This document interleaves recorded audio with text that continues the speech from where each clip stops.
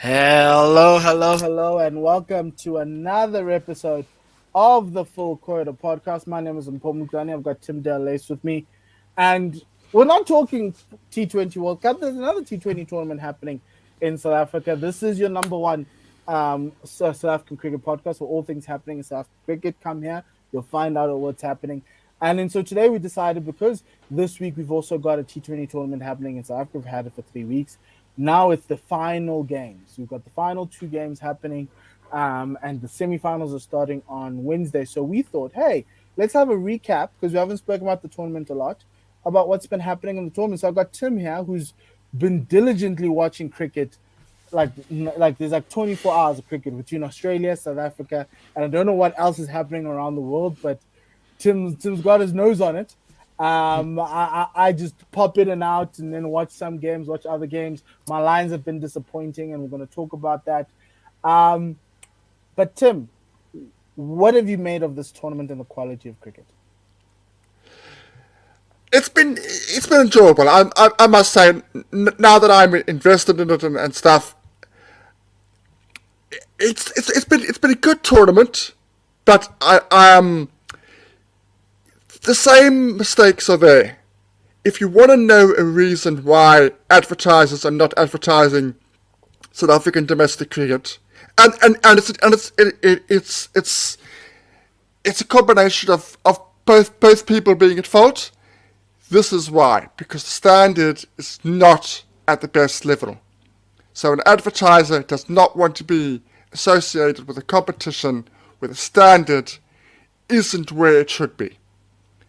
There have been good performances, there have been gems out there, real gems, but they are the far and the few, which is unfortunate. Well, Um, can we talk about so one I, of the gems after yeah, you're done? yeah. No, so Um, yeah, obviously go we're on, go on. recording it right now on Monday. Devo Brevis just scored 162, or was it 58?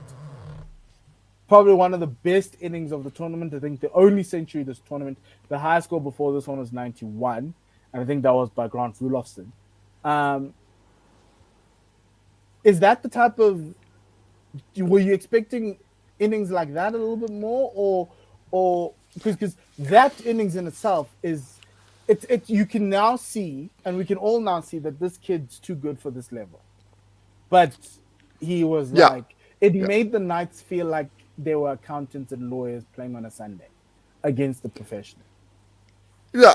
Look, I was asked to pick a few names to watch out for.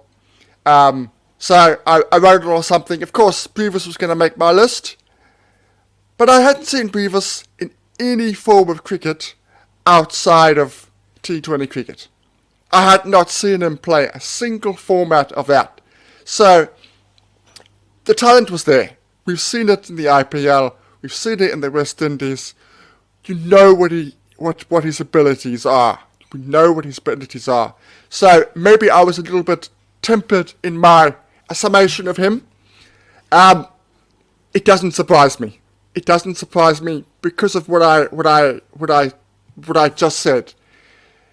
It's fantastic, a magnificent innings. There was a huge difference between the Devil Brevis of this world and the rest of domestic cricketers in South Africa at the moment, particularly in this format. It's the innings itself was out of this world. If you're a young cricketer and you want to know how to play, you just need to watch 10 minutes of the innings. The whole thing. Just watch 10 minutes of the innings. The way he goes about his innings.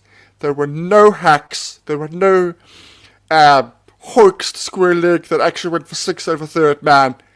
There were cricket shots throughout that innings. Yeah, there were a couple of drops, but drop catches happened. They're fantastic. The issue that I have with cricket South Africa and domestic cricket is the guys that we don't know. We knew that Brevis was going to do something. The issue I have is the guys that we don't know. And those guys, few and far between, were coming through the system and were exposed to this competition. There were a couple, so I'll just go with there. Mm-hmm. And I had an interview with my Mpumalanga coach last year, Yeah. You might have read about it. And he told me that their player Bamana Cheche Yeah. was good enough for Division 1. He told me he was good enough for Division 1 last year. And that boy has been sensational for the Pile He's the Rocks. number one wicket taker in the tournament. Well, tied Number one with wicket. Bobman. Yeah. Yeah. And Wicket taker. He has been at 14 wickets at an economy of 7.5. Absolutely fantastic. I talk about the varieties of Parnell. The varieties are there in Bamania. He's quicker than Parnell. His right arm pace is a little bit quicker, but it's the varieties. It's the slow balls. He's got a very good slow ball, which the batters don't seem to have worked out yet. He's a youngster as well, early 20s. He's the sort of guy that you want to be coming through in the system, and that's a good thing. There were a couple of others.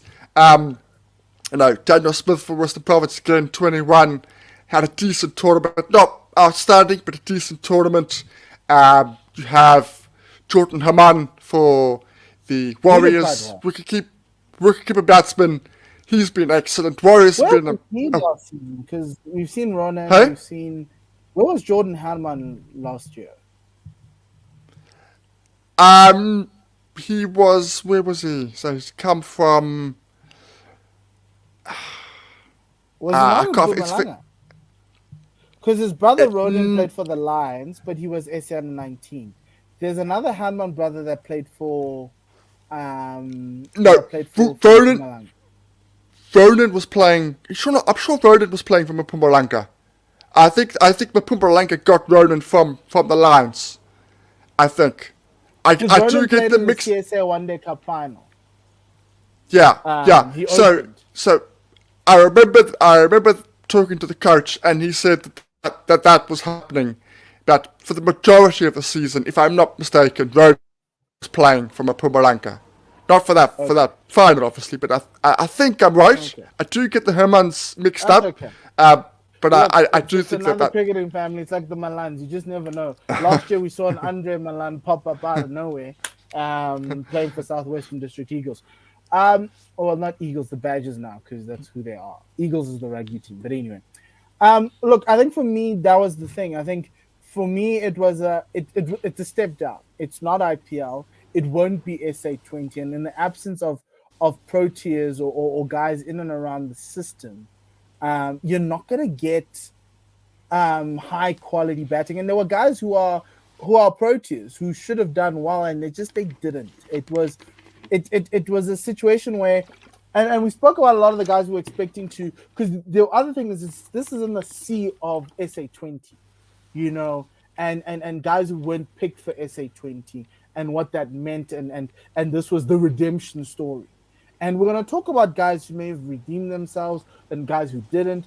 But there weren't that many people who put up their hands to say, actually, pick me. There were some, and we're going to talk about that. But for me, it was that. And then on top of that, and I'll talk about this now, the whole fitness issues and the Lions not being allowed to play Sisanda and teams not allowed to play their players because they're unfit because these new fitness regulations, even though Sisanda went for 5 million, guys, you cannot tell me that a guy picked for 5 million rand in SA20 is not going to play domestic cricket. It just kills the quality of the cricket. But the other thing, obviously, and everyone was talking about it, Tim, was the pitch. Playing on the same pitch over and over again. It looked tired. The bowlers are struggling. And the Titans go 272. Was it the pitch? Because I know we're recording right now with the Knights playing, and they were 38 without loss a couple of moments ago. So again, it's cost saving, isn't it? Everything Cricket South Africa are doing at this level is cost saving. The restructuring of domestic cricket, cost saving. The playing at one ground, cost saving. Everything is done. There are no Colts cricket this season, cost saving. Everything is being done at this level is cost saving. Those are the facts. Every single cent is going into SA20. Now, we hope it comes out and we hope it's a success. Fantastic, that'd be great. But That is what's happening. This tournament, I actually like the fact that the tournament is played at two. If we played at two venues, I would think that's a good, because, and you're playing every day. It creates an intensity. It creates a competitiveness. It doesn't create any moment where the teams can lull. We've seen teams that lulled, like like your Lions.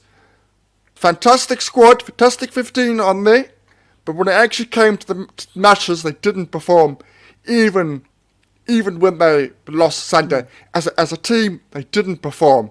The Warriors didn't perform. Warriors are ideal for T20 cricket. As a team, they didn't perform. Northwest, you're leading us there in terms of teams Yeah. that didn't do quite well. Obviously, you Yeah. spoke about the Lions. I'm severely disappointed. I thought the batting was going to be a little bit better.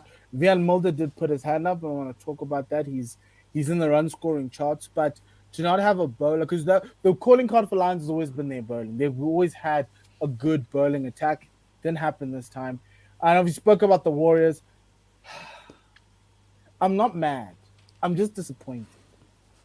Like, I know Robin Peterson teams, and Robin Peterson teams don't play like this. You know, I don't know if they were missing somebody or if they're looking for something, but I kind of felt like, guys, you know, but maybe that's who they are, you know, a team that, and we said it in the preview, you know, they may not have the stars, but they are very clever cricketers. They're very clever characters. And you kind of were like, not this time. Matthew Britzker, though, did kind of put his hand up. But for me, Warriors were like, I was just sitting there going, no, guys.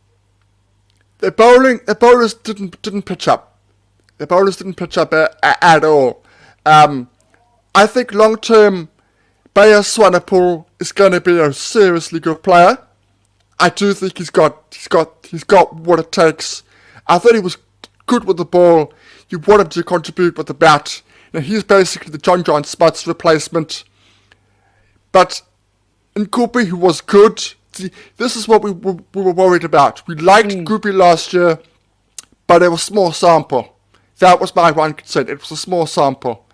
Again, it didn't perform in this tournament. Nobody in the batting outside of Britsky and Herman actually performed. They were seriously lacking. And they tried different things. They played two spinners at times, and nothing. Every change that Robbie came up with didn't work. They definitely... And what worries me as well is their squad is primed for this kind of cricket.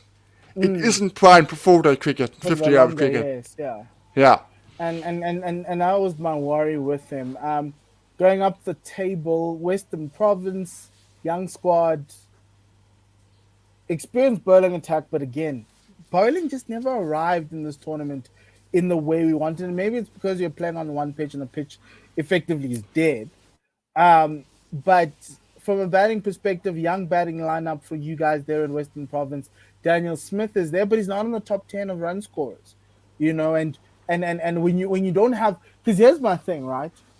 There's multiple batters, but at least you need to have somebody in the top 10 run scorers who's at least hitting form, who can then work with guys who are getting in and out and are here and there and can bat around him. And you never had that. The Titans had Brevis. The Titans, the Dolphins had Grant Rulofsson, you know, and people could bat around them and they could work it work. Whereas with these teams that we're talking about right now, nobody was there. Or the guy who was in form was the guy low down the order, like the Lions, Vian Mulder batting at 5. So for me, that was where I was. And I think with Western Province, Daniel Smith, yes, we can see that there's something there. But everybody else was a disappointment. He leading run scorer for Western Province. I predicted it, and it happened. So I'm sticking to that. You got the leading run scorer for Province. No, you're right. You want him to score a little bit more than he did. I think he was just outside the top 10, if I'm not mistaken, and not a million miles away. But I could be wrong. Yes, you want him to. The couple of starts that he got, you want him to kick on just a little bit more. The big one for me, though, actually the two big ones were the Proteas. Kyle Verreynne, George Linder. Didn't turn up. all the pressure, all the they are the leaders of this team. They are the leaders of the team there. They've got the experience. They're good players. Good all format players. These guys are all format players. They're not just one track ponies. Didn't perform. The injury to John O'Bird was problematic. They started with Cunningham. Then they realised that actually Kaplan is the better cricketer at the moment. Which I'm glad he realised that at the end, even though it was by then too late. Burgo and Muraki, it's good that they did the tournament without getting injured. That's something. But George and Kyle not performing is a big problem for them going into the season. Particularly if George is not going to playing for the Proteas, he's going to need to back up his ideas. He wasn't particularly good for Kent. He wasn't good here. So there's a little bit of a warning sign there. They need him to find some form. And the home side, Northwest, they just truly disappointing for a team that made it to the final of the previous one, because there was two. They made it to the final of the second one. Not gelling as much for the land of all rounders, the Duan Janssens. We had moments. You were sending me messages, Tim, about that. Delano disappointing, and he was the one guy I thought would put his hand up to say, why didn't you guys pick me? Senran Mutusami tried, but it wasn't consistent enough. And we go back to the bowling again. But this team was batting and bowling. I just felt like this team was already on a hiding to nothing last season, but they kind of managed to make it work. No making work here. Wesley Marshall, nothing. And that was truly disappointing. Wesley Marshall makes a 50, but Northwest are out of the competition. No pressure, not playing for anything other than pride, and Wesley Marshall shows us what he can do. When it came to the nitty-gritty, when it came to performing for the team when it mattered, was nowhere to be seen. It's a real disappointment. I was expecting big things from him.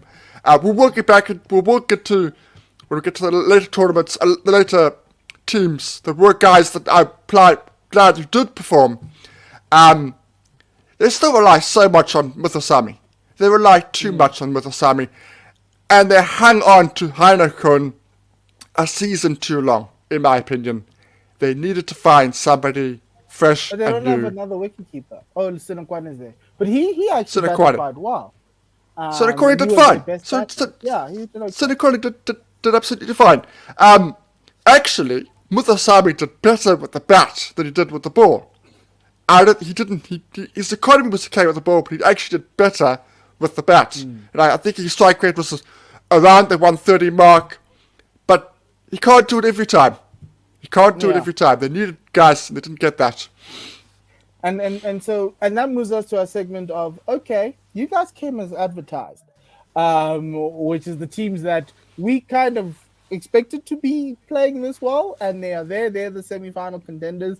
I don't think it will change, but the first team on the list from me, Tim, is this team surprised me a lot, and I think they are the imposters out of all of them, and I think they might be out, and one of the Lions, the Warriors, might just come in above them. The Knights. They actually had some good games. They brought it together. Their batting lineup, Gyan Kluter is having a tournament right now, and he's really helped them out a lot. Reynard van Tonder as well in the runs. I know everyone's wanting Reynard van Tonder to come into the runs. He showed that he can. And in the bowling, Miguel Petores came through, showed us what he had. Gerald Kutsia came through. And they were building, they had something, but obviously some of the matches were rained out. And it kind of inflates where they need to be. And that's the luck element out of all of this coming into this. And so they actually punched above their weight compared to what we saw earlier this year. I looked at the Knights and I was like, but then obviously now, as we're recording, they just conceded 272 against the Titans. I don't know how you come back from that. Um, I like what they've done.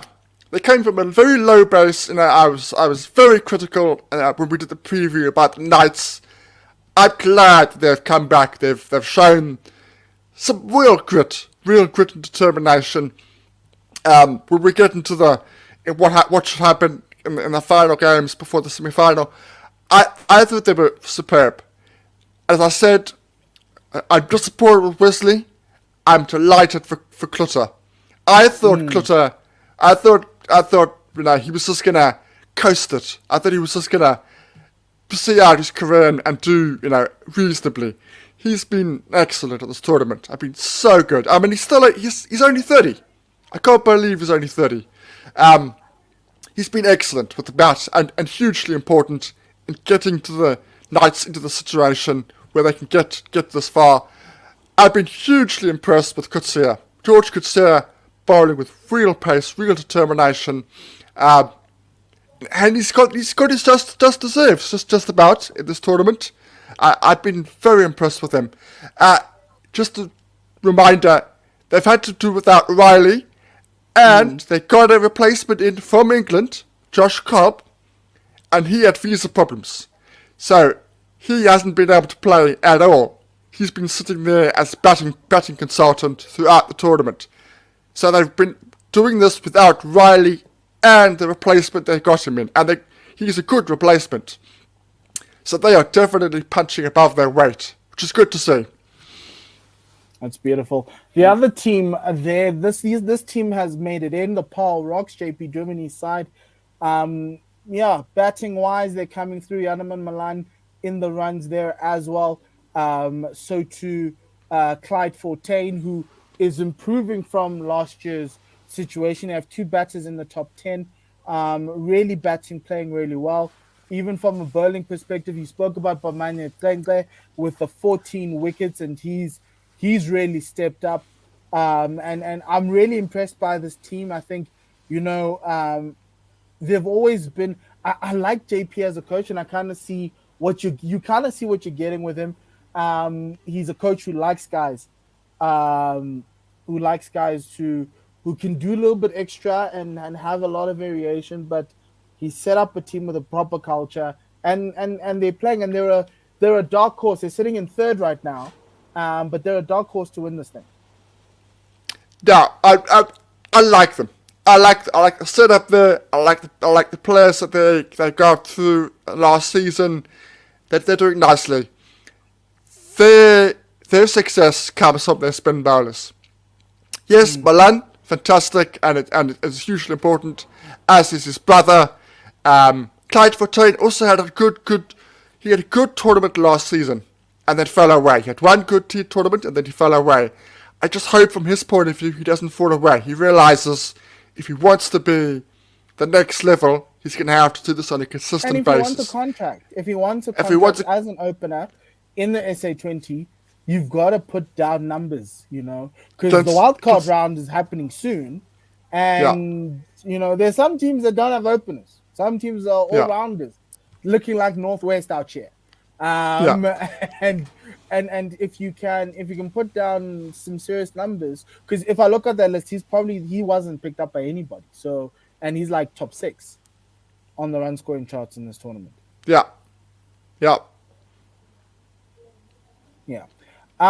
The other team, now we'll go into the top 2 teams. This one is, I think, look, like if you're a cricketer, South domestic cricket, and you're watching the Full Quota podcast and you want to be interviewed, if you want your season to go to that next level, Sarel Aver became a Protea after coming through here. Sean van Berg got that SA20 contract, even though everyone thought he was done, we went for some money.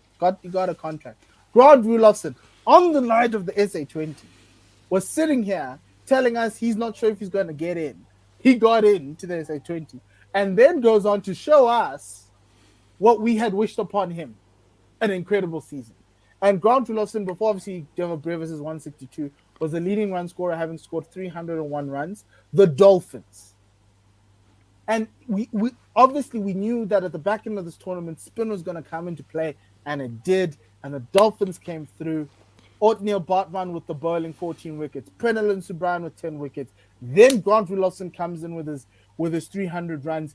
And then you have the makings of a team that can, you know, be that old Dolphin side.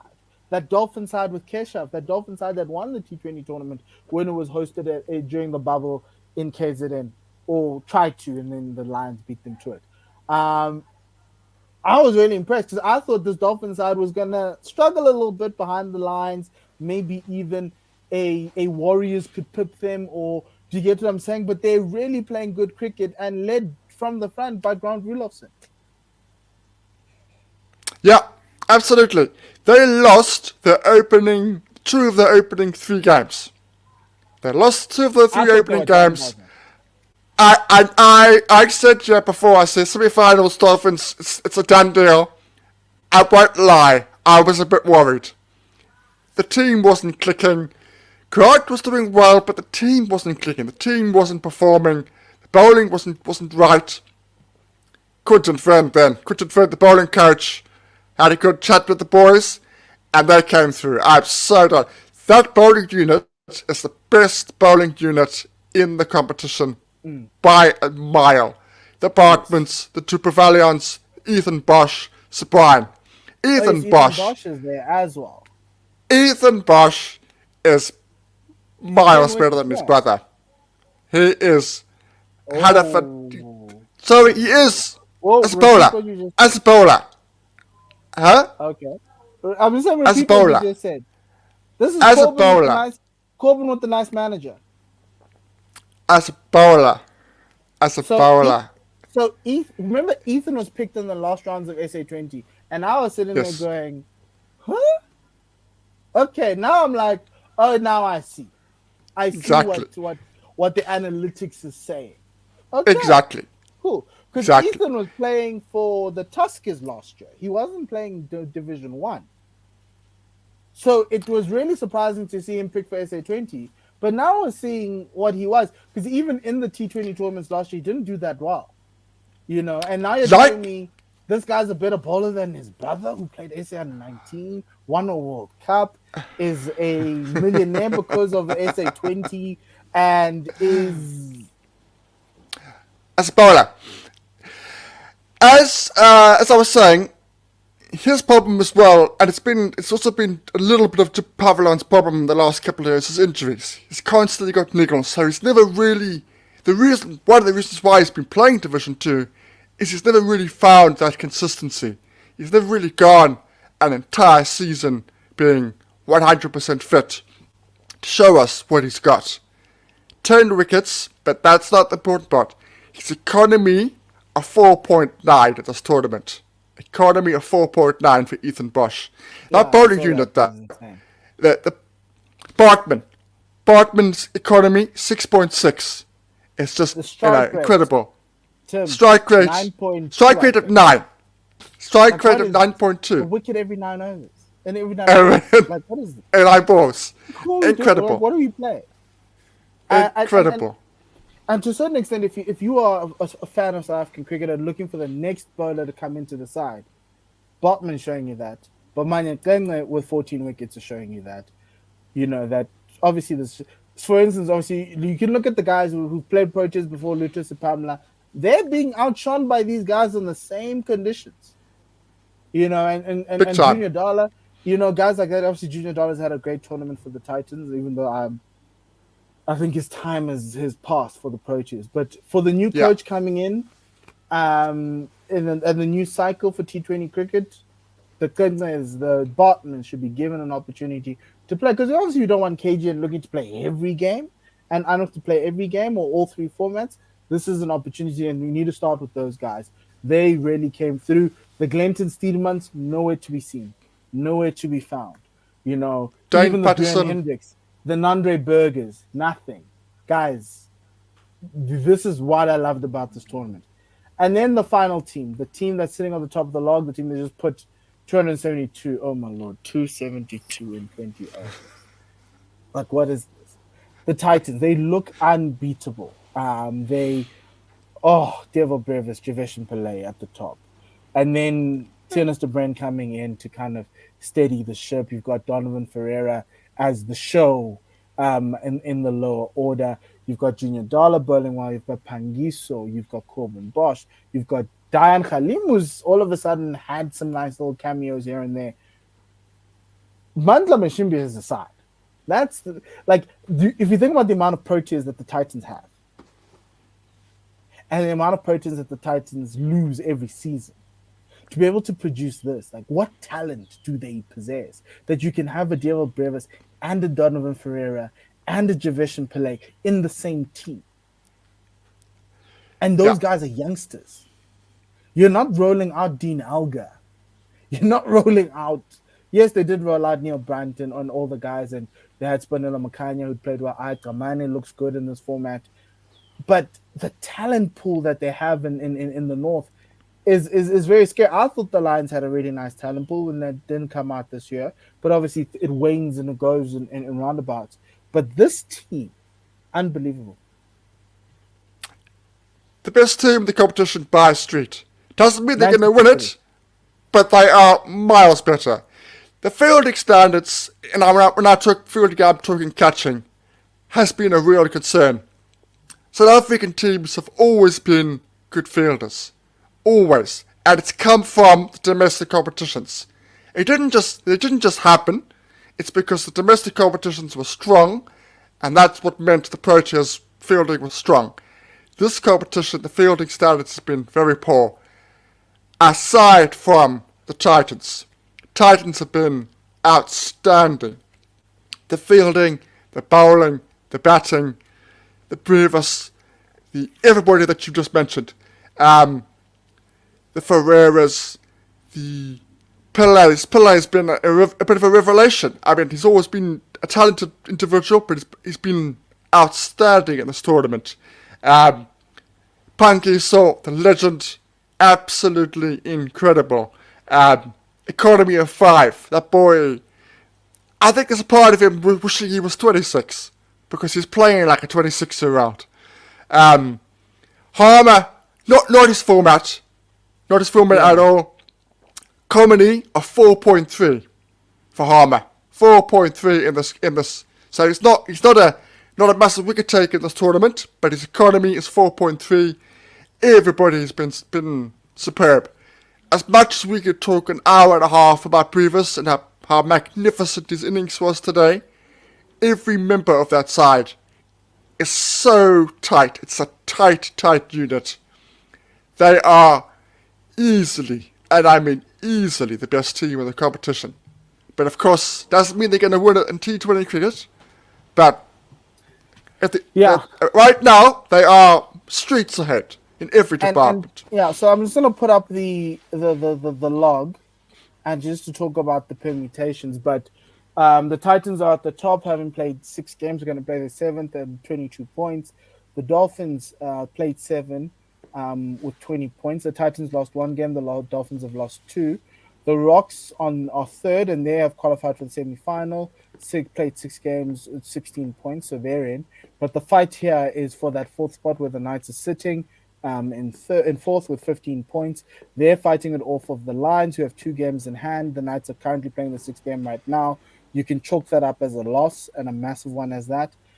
So they have a must-win game tomorrow, I think, against the Lions. And then the Warriors have played all their 7 games. They effectively are out of the tournament. The only team that can beat the Knights are the Lions. They have 2 games left. They have to win both their games. They play Western Province tonight, and then they play again tomorrow against the Paarl Rocks. The Knights play with Northwest.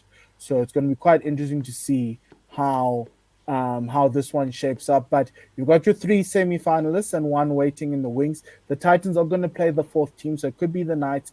It could possibly be the Lions. After what we saw today, Tim, with them pulling out the Knights, do you even see the Knights having something in them to beat the Warriors, to beat the Titans again this week on Wednesday? Do I see the Knights qualifying? No. No, what Assuming you that ask? the Knights qualify, right? Yeah. 4th. They have to play the Titans again. Okay. Do you see them pulling one over the Titans in the semi-final? No, but T20 cricket is a funny game. No, I don't. So you're telling me Bevis is going to be out for a duck tomorrow on Wednesday? No, I think I misheard you. I think the Titans are going to win. Titans are going to win the Knights in the Okay. semi-final. And Yeah, then also sorry, the I think I Dolphins missed. then. Yes, no, I Yeah, get you. Then the Dolphins play the Paul Rocks, in that second semi-final. So that's going to be a nice little one to watch. It's going to be a very tight competitive game. Is there a chance where the Dolphins get upset by the Rocks? it's a chance. That's a that game could go either way. Um, it's going to be the best bowling performance. The best bowling performance wins that game for me. Both very good bowling units. Um, even though they've got Dolphins have got Rudolphson and Rocks have got Malan and Deploy, it's the bowling. The team that does Okay. the best as a bowling unit is going to win that semi-final. But the Titans So don't it's have. But but yeah, but but I get from a Dolphins and a Rocks perspective. But I look yeah. at the Titans bowling attack and I'm like, out of the four teams, they probably you could say are, I would say, third out of the four, and the only team that's probably not as great as them is effectively the Knights, because I think the Dolphins have a better bowling attack, the Rocks have a better bowling attack, and they're sitting there. And so, and the Knights are not that If bad. Joe Coetzee, Miguel Petores, they really are not a bad bowling attack. But does that if you mean can that in the final we'll get an upset? if you can see off Pankiso, you've got a real chance. Pankiso is so important, not just getting wickets, but restricting the opposition. If you can get on top of Pankiso, you can beat this this Titan side. You can, but you Unless if they cannot, bat first and put 270 on you. you cannot get them bat first and score 200 plus. You cannot. If they score 200 plus, they win the game. Finish it clear. It's game Okay. over. Okay. So we've got the semifinals happening on Wednesday, the finals happening on Saturday. Please go. If you can get to watch, please go and watch. Even if it's just to watch Diego Brevis, he is a show. And I hope everybody knows that. But it's not only Diego Brevis, Donovan Ferreira is a show. I'm Team Dom. I want Donovan Ferreira in the Proteas side like as in yesterday. Because I Just, think Donovan Ferreira is just amazing. Um, just and, to and, just and to let you know, just to let you know quickly, there are reserve days for the semi-finals and the finals. So if there is rain, there ooh, is a reserve unless day for it's rain but over 2 days. so there is that. Okay. We will get a result. Touch wood. Okay, so that's really good to know, Tim. It's really awesome to know. But yeah, so yeah, please go out there and check it out. Please watch the cricket; it's going to be great. In and amongst the Proteas vibe, and the great thing is, it's not on the days the Proteas are playing, unless if the reserve days happen.